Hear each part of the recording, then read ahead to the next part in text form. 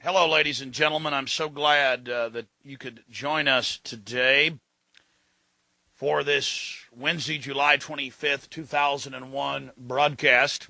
Tyranny is enveloping the globe, and the United States is a shining jewel the globalists want to bring down, and they will use terrorism as the pretext to get it done. So that's coming up in the second half of the show. Very important information. I'm going to put the call out that you call the White House and tell them, look, we've seen the news stories that you've wanted to blow things up, that you have blown things up, and that you're saying that 4 million of us are going to die and we need martial law and the Associated Press at one of your little drills you had, and that we're aware of who the terrorists are if you pull this. This can stop this Hitlerian Reichstag event.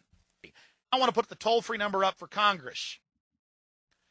And I won't want you to believe Alex Jones. I want you to go get these news stories off my website. I want you to call these major newspapers. I want you to find out these statements were true by the White House about preparing for martial law.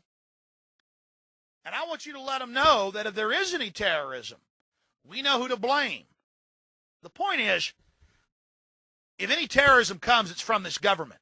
And if there was an outside threat like a bin Laden, who was a known CIA asset in the 80s, running the Mujahideen war, and whose family builds all the military bases over in Saudi Arabia right now, and sits on the board of Iridium Satellite, he's the boogeyman they need in this Orwellian phony system.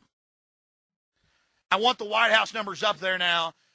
A big part of this solution, after you research all the government terrorism and check out what I'm saying is true, call the White House and tell them, we know the government's planning terrorism. We know Oklahoma City and World Trade Center was terrorism. We know the Joint Chiefs of Staff wanted to blow up airliners, Baltimore Sun. If you do it, we're going to blame you because we know who's up to it. Or if you let some terrorist group do it, like the World Trade Center, we know who to blame. And you could save the planet.